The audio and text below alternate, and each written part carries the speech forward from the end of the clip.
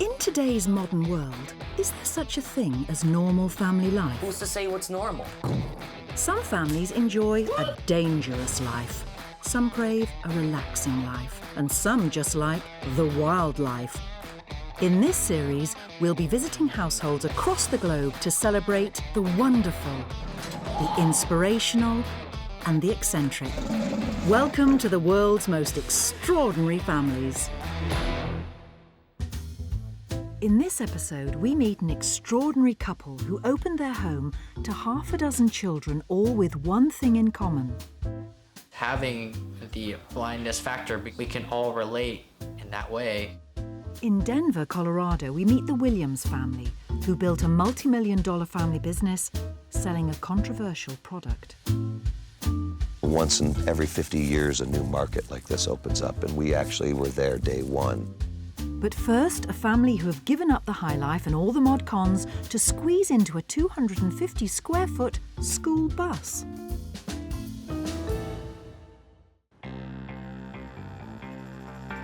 Welcome to our home. Everybody want a tea? Extra sugar. Extra sugar, please. Extra sugar. In 2017, Gabriel and Debbie Mays, along with their 4 children, Grayson, Darby, Deacon and Jovi, left their old lives behind in Chicago and hit the open road to live life in a school bus.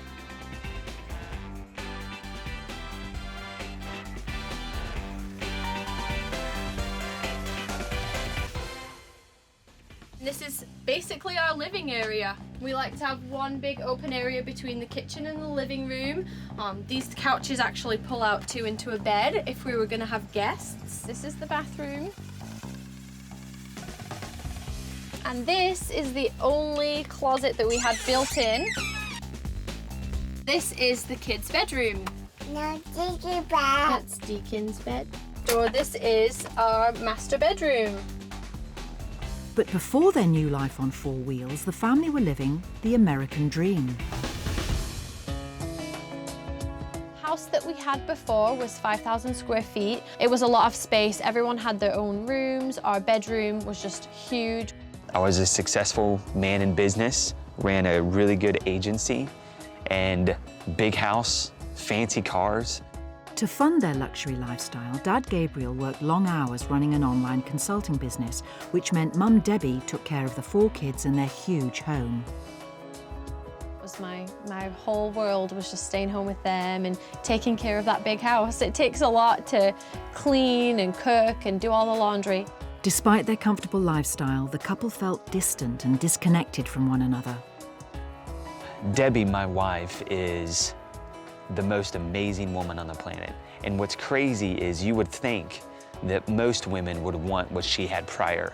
But in that type of setting, Debbie was miserable. We were just unhappy with where life was at. We were really disconnected as a family and as a couple. Debbie realised she needed to bring the family closer together, much closer together. I saw a young couple that had converted a school bus. They had done a documentary about the conversion process, and I was like, yeah, heck yeah, we could do this. Debbie's audacious plan was to move out of the family home and onto a school bus in search of a fresh start. The idea of living on a school bus was terrifying to me. I just never imagined that we'd be the kind of people living in this type of situation. But despite Gabriel's reservations, he was on board. Okay, whatever it takes. I want to be closer with my wife, and I want to be closer with my kids. So what does that look like? And for us as a family, it looked like moving onto a school bus. With Gabriel convinced, he planned to run his business whilst on the road and rent the family home. The next people to tell were the kids. I was like, well, we're moving onto a bus? That's crazy. My parents told me that I'm going to move onto a bus, and I just started crying because I didn't want to leave. They made it the best decision ever. With the kids ready for adventure, the couple bought a Thomas-built, high-top school bus they christened Schoolie. It's 10 years old, it's not super rusty. When it was bought, it was yellow. It looked like a normal school bus. The family hired a company to convert the bus into a livable space, fit for their family. We're dropping our bus off and we'll see it when it's almost complete. To pay for their new bus, they rented the family home and used the money made from Gabriel's business. The cost from beginning to end was $38,000. So yes, it was expensive, but what a crazy, awesome investment it's been. And for Mum Debbie, she had the opportunity to design the perfect mobile family home. I designed everything on the school bus, so I spent probably a good few weeks planning out every single inch of the space. When you only have 250 square feet, literally every inch is important. When we designed the bus, we had to make sure every part of it had good storage because we knew that that was going to be a huge difficulty. So we have storage under each of the couches. This side is for the kids' toys, and then this side is for the guitar and some books that are mine. Above the TV we have storage, and just every available area pretty much I put storage in there. I found the process really fun because we'd always had houses in America just have the same kind of style, and I have more of a Scandinavian modern style. It's like designing a dream house, but just on a very small scale. With the bus complete, the family were ready to begin their big adventure. However, they were about to hit a bump in the road.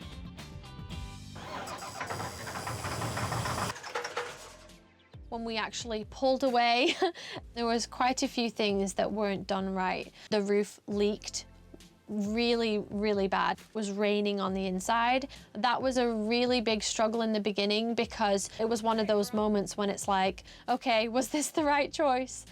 So this is the road life. It's one thing after another. Yeah. After a few last-minute repairs, the family could finally drive away. It was extraordinary. My family is about to embark on something that we have no idea what's 10 miles, 100 miles from us, but I know that we're gonna grow closer as a result of it. And so that day will go down as one of the best days of our lives. Coming up, we find out how the stylish Mays family found fame and fortune whilst living on the road. Our account grew by over 10,000 new followers. But now we meet the Bartlings, a big family with a big heart.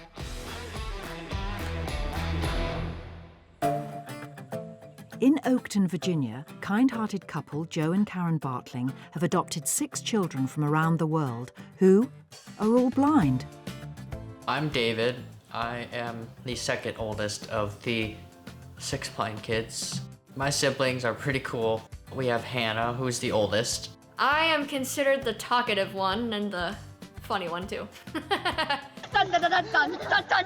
Bethany's the quiet one. Abby is a funny one. Rip it.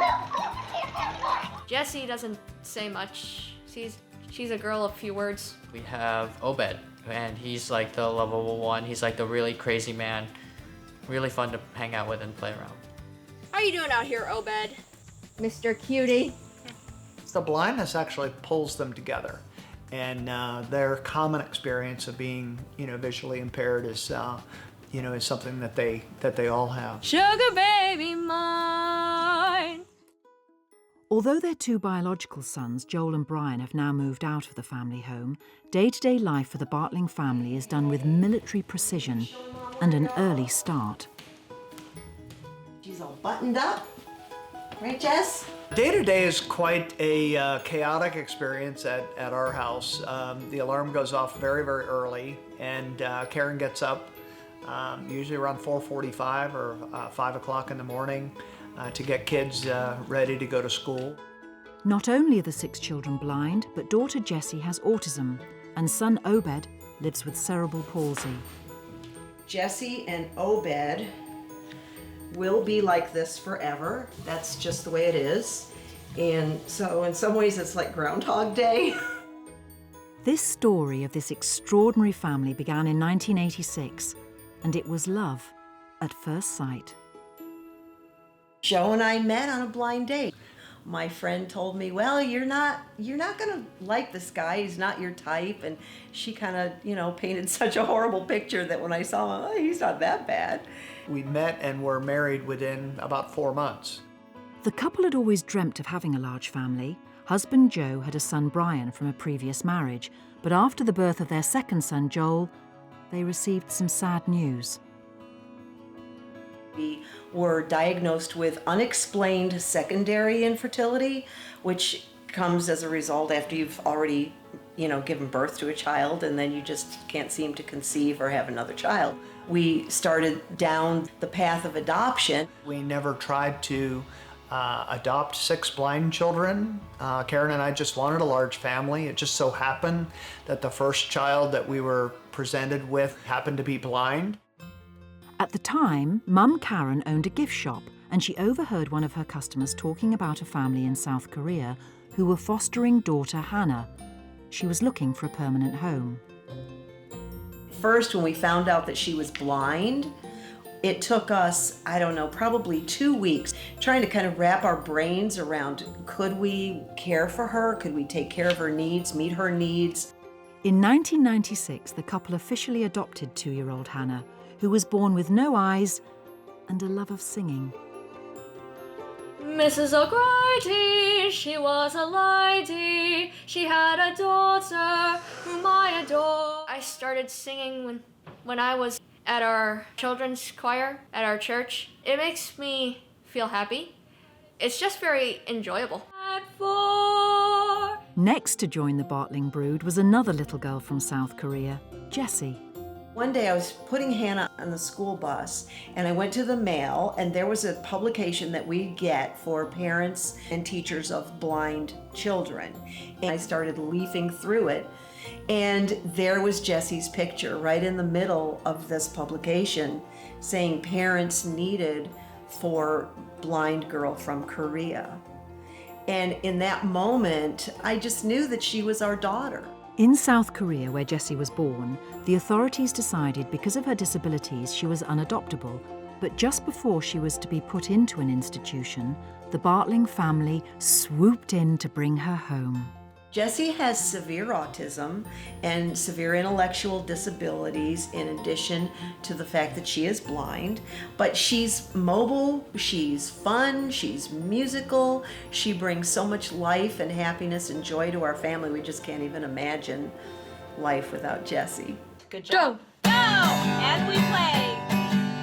Oh, Jessie's playing the drum.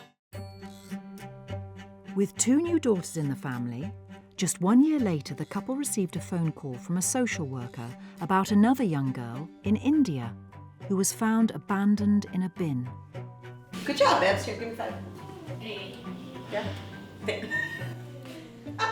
Abby, when she first arrived, she got off that plane and came toward us in her buggy, and we had no idea. We thought, oh my goodness, she's got a lot going on. Abby suffers from Fraser syndrome, a rare disorder that affects development. The condition can also result in the eyes being completely covered by skin. Abby she's quite a miracle. She is rare amongst the rare in this genetic disorder that she has, in that she is so healthy and she is doing, so well. And so we just couldn't be happier. Next, find out how this household doubled in size and the family head out to try a fun new activity together. Trampoline! Now we're headed to the Williams household, who are not your average gardeners.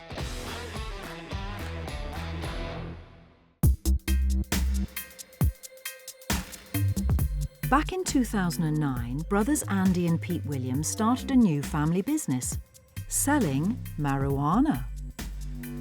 We produce about 8,000 pounds of marijuana a year, and we sell it all out of our own dispensaries in one form or another. It's all done legally, of course, as the family live in Denver, Colorado, where since 2014, anybody over the age of 21 or over 18 with a doctor's recommendation can buy marijuana from a licensed dispensary. Buds and younger, earlier, and ready to harvest. The family business sells medical and recreational cannabis and employs 10 members of the Williams extended family.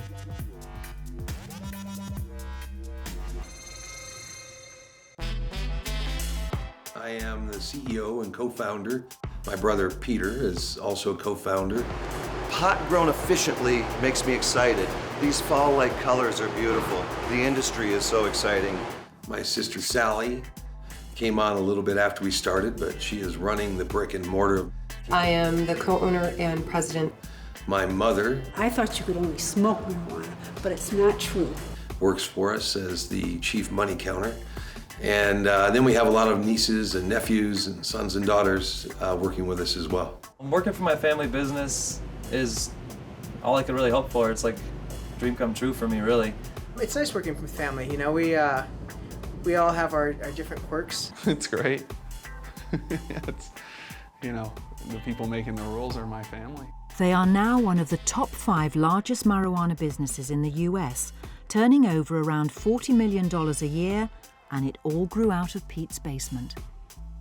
I just had an interest in the industry because I was a pot smoker and I paid for the product all the time, so why not grow it yourself? My brother had been growing and supplying people with document recommendations their cannabis for a number of years under the Constitution. And I had the business savvy. He had the green thumb side of it. And I went to him and I said, let's join up and go big in this industry. We are the luckiest family in the world. To get that initial investment, the brothers didn't head to the bank. In 2009, they decided to approach their mother. But first, they had a confession to make. I'd been growing in the basement for probably 6 months or so. She had been over at my house a couple times and my house smelled like pot. I never even knew what marijuana smelled like. Her first reaction was a little bit of shock that Peter did marijuana and grew marijuana. That was a surprise to her, but you know, she's very open to these things and got past it quickly. Peter and Andy came to me and asked for investment, and then they said it was marijuana. And so I was completely baffled. It was actually Michelle's husband Lou who decided to invest $150,000 in the brothers' venture. Shortly after I got married to Michelle, Andy and Peter approached me with a business proposition.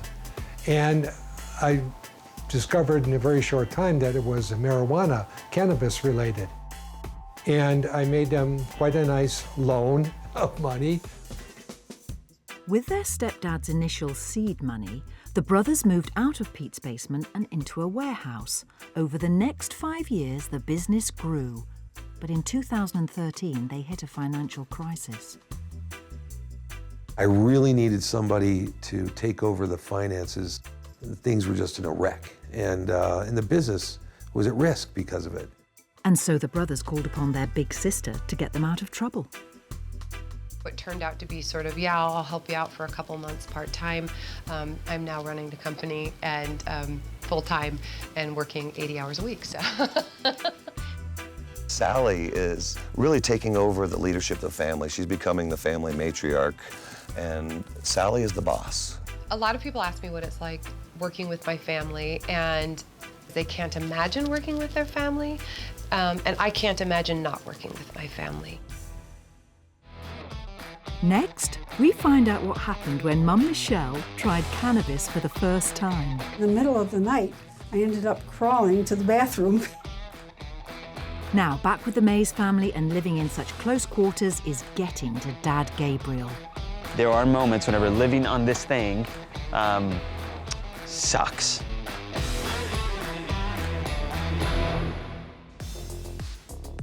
Back with the Mays family, who after being unhappy living in a huge suburban house in Chicago, packed their lives into a stylish converted school bus and hit the road in search of a new start. Since we lived on the bus, we have been all over. And I guess the easiest way to say is we started in Tennessee and we ended up on the West Coast in California. We travel a lot of places, but my favorite place so far was Sacramento. The views of the mountain and going to K1 and just spending time as a family, and then just explore the world and just go wherever we want. To fund their new bus life, Dad Gabriel continued to run his website design business whilst on the road. Basically, the way that we make money is from behind the computer. And we've been doing that for the past couple of years, and that not only gives us the opportunity to live like this, but it also gives us to work from anywhere we want.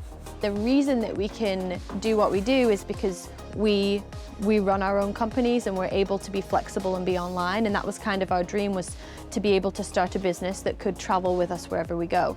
And so we work really hard, but we love it because we can set our own schedule and we can travel and we don't have to worry about that. We run our businesses together, and she may be cleaning right now, but I even do some of the cleaning as well and cooking. And it's just is awesome teamwork, you know, hence the Maze team. We say teamwork makes the dream work, and yeah, it's awesome. Our marriage has gotten stronger, our family unit has gotten stronger simply because we get to do everything together. I get to clean the bathroom, and my brothers also have chores, and we get paid after we do our chores. Since I'm 7, I get $7. My chores are doing the call and also cleaning this whole place.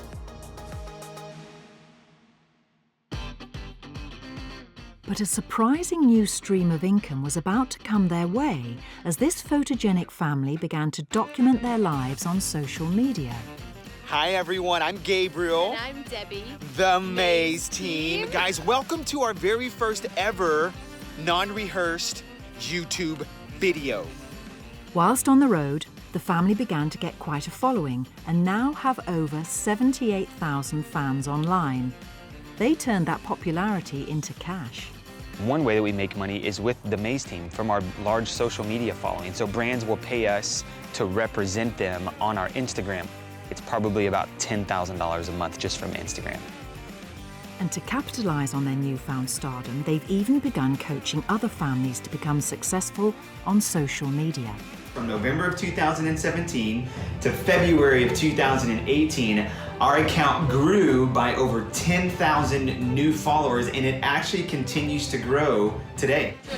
Behind the camera, being on the road with such a big family in such a tight space has its downsides.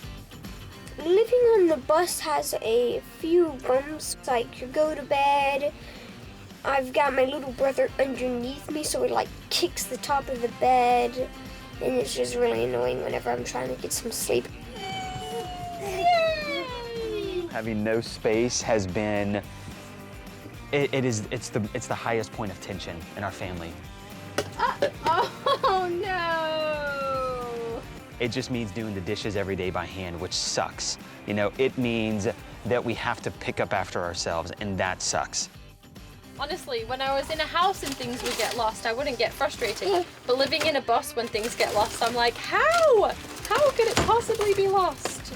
Whenever we go to the restroom, we can hear each other go into the restroom, and that sucks. Debbie and I have to be strategic about when we're intimate with one another, and that sucks to a certain extent. So yes, there are moments whenever living on this thing sucks, big time.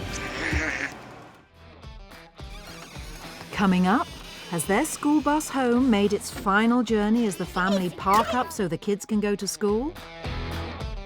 We can just go and do whatever we want after school. It's just so much fun. Now, the Bartling family head out to try some trampolining for the very first time. I'm doing it!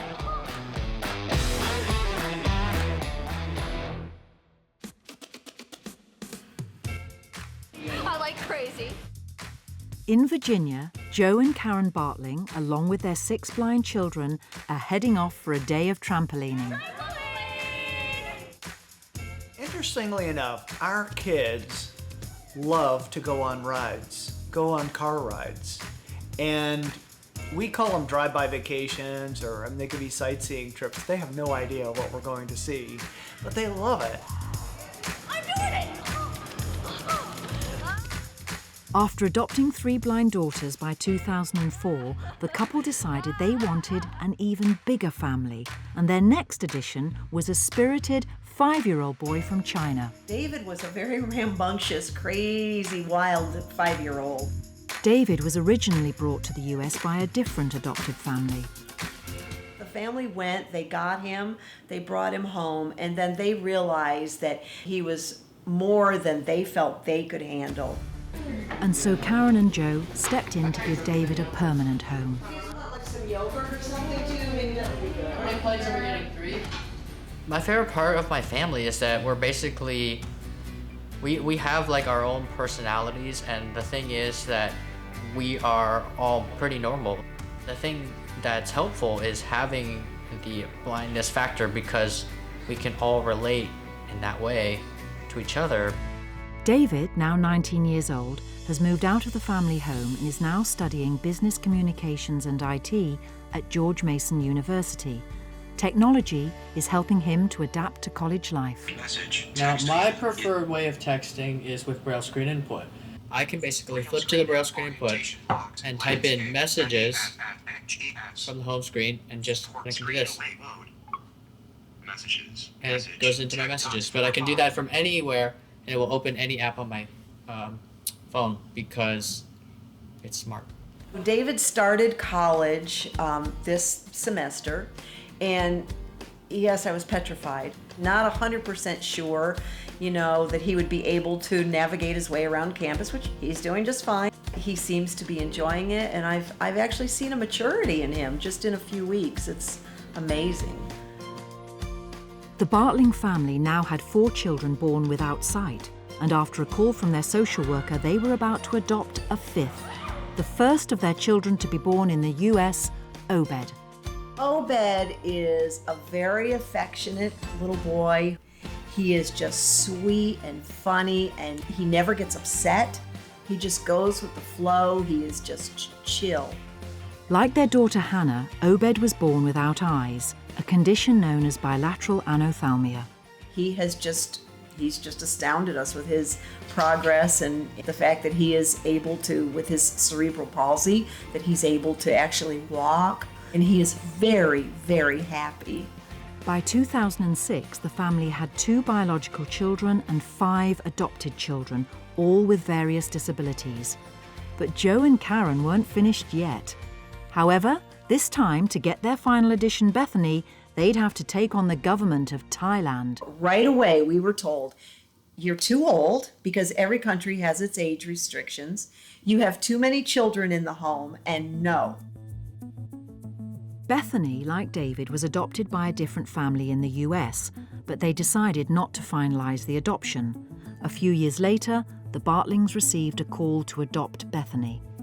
And here she was, now 7 years old, finally coming home to where she should have been all along. But now we didn't have to go up against the restrictions and all that with Thailand, because now it was a domestic adoption. An Orbit reader, it is a braille display that you can connect to Bluetooth with your phone. The braille comes up onto the display, whatever it's saying on the screen. Living in a family with 6 children, all having different disabilities, comes with its challenges. Are you pushing me If away? we put Jessie's Cheerios in a bowl, she'll throw the bowl across the room. So she much prefers them just on the counter. We do it her way, right? If the training is not there, or sometimes even if the training is there and the supports aren't there, it just, what one family can't handle, another family is usually, ready to handle.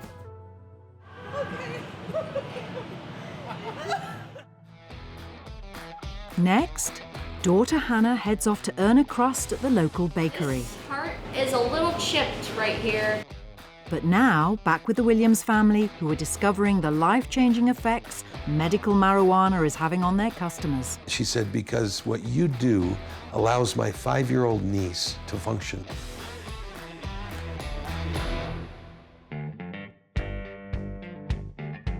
In the US, 10 states and Washington, D.C. have legalized recreational marijuana for adults over the age of 21. Medical marijuana is legal in another 33 states. With cannabis, genetics are very important. Every plant is unique. They have their own genes. The family business has 2 main branches for sales, medical and recreational. Over here will be the recreational side, where anybody can come and buy marijuana or edibles or vapes, all kinds of different products. And on the opposite side is the medical side. So a person will come in here with their prescription, sign in, and then come on over to the medical side. And they have a larger selection of product, because if you have a medical issue, you want to have consistency, so they get that same product every time that works for them. We're getting the hybrid cartridge by batch. It's going to be a real nice height and euphoria in between. Real good bubbly head height, a little bit of a body height. Everybody's very passionate about what they do here, so it makes it easier on us because they give you the spiel and just the friendly faces as well. Another stem of their business is MedFarm, the family's very own scientific research facility. They're discovering new ways marijuana can be used in medicine. What makes us unique in the United States and maybe the world is our ability to not only analyze what we produce chemically, but also to produce it in a pharmaceutical grade level. We're going to be doing research with different universities and different colleges of medicine for sterile dosage forms such as injections, eye drops, inhalations also. This is meant to provide researchers the tools that they need in order to advance the science of cannabis. In 2017, it was reported that legal marijuana sales exploded to $9.7 billion in North America. The industry remains to be heavily regulated and taxed. It's very highly regulated. 14 or 15 licenses to operate it. There's no difference between the pot itself. The taxing is different between med and rec. It's about a total of 36% taxes paid on recreational bud, and it's about 8% tax on the medical bud. The sale and use of marijuana is still considered controversial, and recreational sales are illegal globally, except in Uruguay, Canada, and 10 US states. So how do the family feel about dealing in a product banned in most of the world? People are going to smoke it anyway. And if you can tax it to its maximum, it can really benefit society. But like any mind-altering substance such as alcohol, the family recognise that marijuana should come with a health warning. I think using any substance, there are inherent dangers. You could have a bad high, right? You could be paranoid, you could be very lethargic. Those are some of the more common side effects. I would say it's less addictive than coffee, it's less addictive than cigarettes, but no substance that alters your body is necessarily without risks. You can't die from over-consuming cannabis. You might have a bad experience, but you can't die like you can from drinking a whole bottle of alcohol that you shouldn't have drank. So, do the family ever sample their own produce? I started smoking cannabis in high school, probably 15 years old. I've never smoked marijuana. I don't smoke marijuana a lot, but for the most part, I'll take a daily dose of CBD. CBD, or cannabidiol, is a chemical produced by the cannabis plant. It's not psychoactive, it won't give you the feeling of being high, but it is reported to ease pain and have a variety of health benefits. I play tennis and I have tennis elbow and I have some mild arthritis, so I take a small amount of CBD and it has a tiny amount of THC. THC is the chemical in marijuana that is responsible for the psychoactive high experienced by users. One time, I had a surgery and Andy gave me some chocolate. And so I said, well, why don't you take this chocolate to help you sleep and relieve the pain? So each square is 10 milligrams of THC, which isn't very much. It's just enough to kind of loosen you up and make you a little bit happy. And I told her to eat one square, and she ate 2 squares. She ate 20 milligrams, so twice as much as I told her. In the middle of the night, I ended up crawling to the bathroom because I was too dizzy. I think she was stoned for like 18 hours, which is really unusual for that amount. It just really affected her. So that was my only experience, and so I don't like it. That was funny. She was stoned for 18 hours. In 33 states in the US, medical marijuana is recommended by doctors to treat health issues such as pain, IBS, Parkinson's, and epilepsy. Marijuana has tremendous health benefits. And there's over 300 different compounds within the marijuana plant. CBD and THC are just 2 of them. The company sells over 350 different cannabis products, including pills that can help you sleep. These little tablets, take it similar to an aspirin or an Advil. Just take them with a glass of water 30 minutes before sleep. And I've sold those bottles to numerous and numerous elderly people who come back and they say, oh my gosh, Matt, thank you so much. I slept 8 hours last night.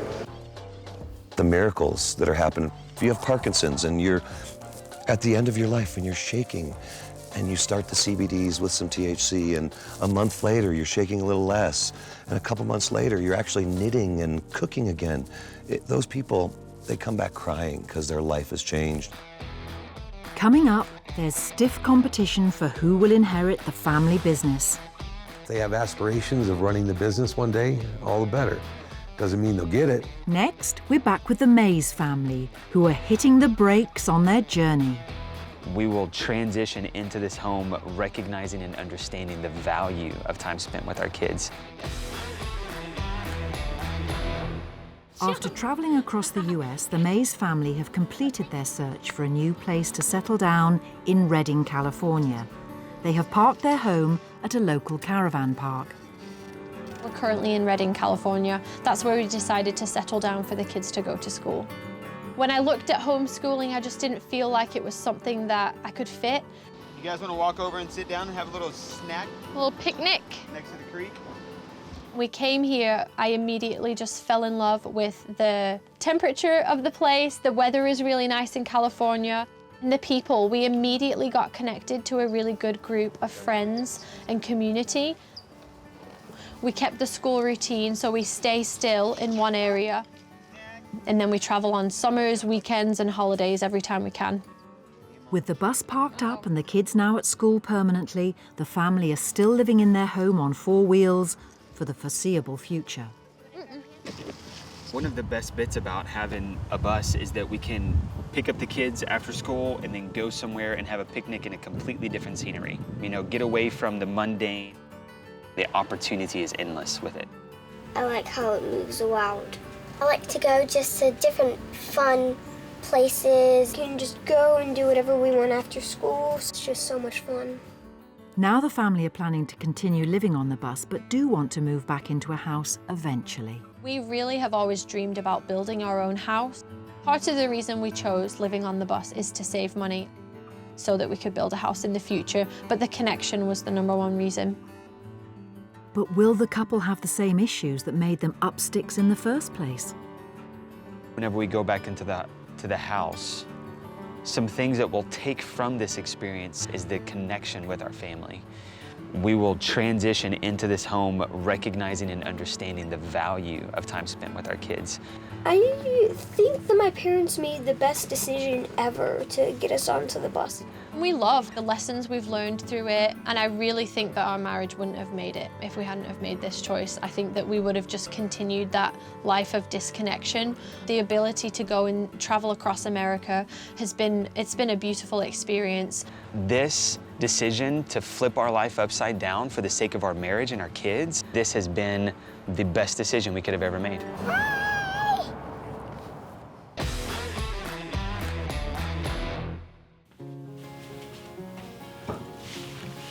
Back in Virginia with the Bartlings, and with 6 kids living with all different disabilities, the family are promoting their children's independence to get them ready for adult life. We instill in our kids that, you know, you're living in a sighted world. So the expectation for a visually impaired person or blind person is higher. Well, I'm ready when you are. I was born ready. You were born ready, weren't you? Some of the children are already benefiting from that preparation. Son David is now at college and daughter Hannah is heading to her job at a bakery. I like everything. Washing dishes, drying dishes, and making recipes. And I like scooping cookies. And I like going into the chocolate room and packaging room. And now he's coming. Thank you. You're welcome. Hannah was in special education, and she went to an academy basically for job training and that sort of thing. And fortunately for us, she had taken culinary classes, and they paired her with a coffee shop and bakery in town that employs other people with different kinds of disabilities working alongside typical employees. It's the first time they've ever had a blind person or even a visually impaired person in their kitchen. Kelsey, this heart is a little chipped right here.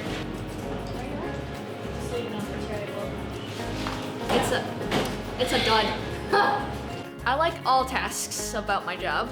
I like getting along with all my employees that that are entertaining to me. I'm entertaining to them. Every year, the family celebrates the day each of their children were adopted. Today is Abby's Gotcha Day. This is my mom and dad's anniversary and Abby's Gotcha Day. And we're gonna go out to dinner.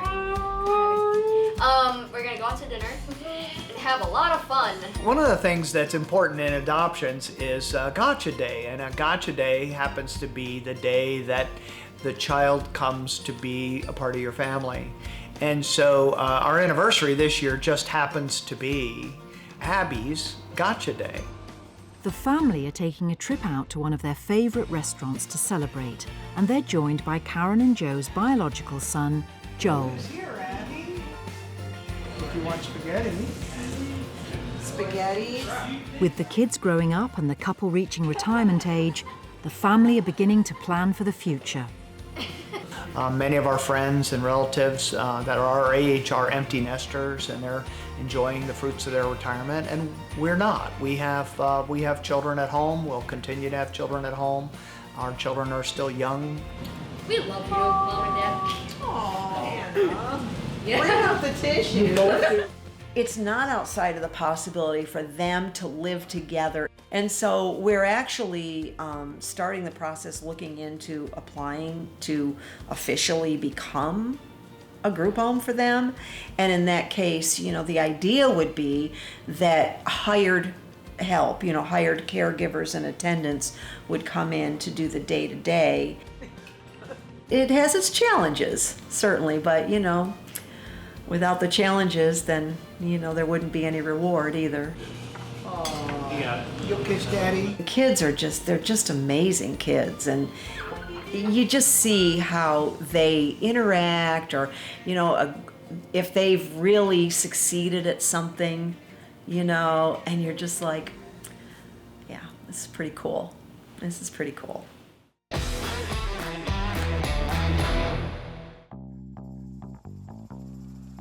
In Colorado, the Williams family business is now turning over $40 million a year and employing over 130 people, including 10 family members.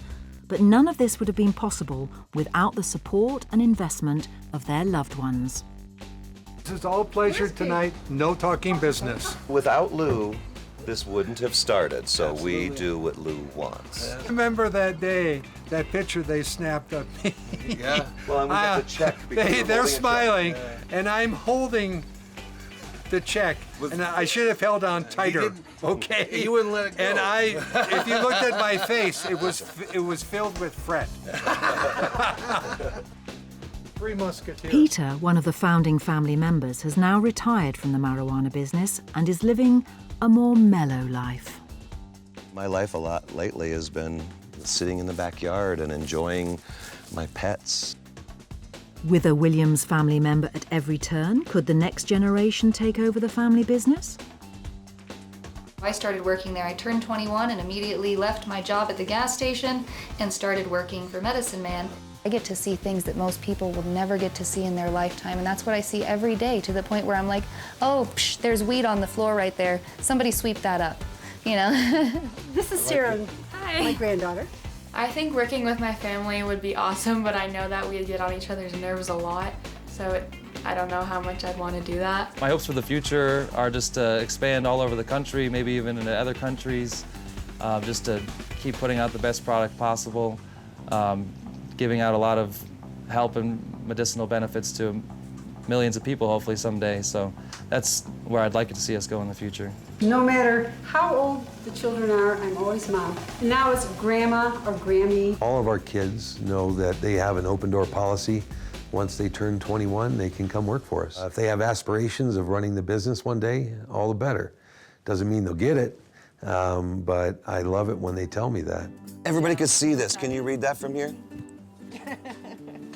Can't say enough about how well they did in their vision, and the dream that we all had came true.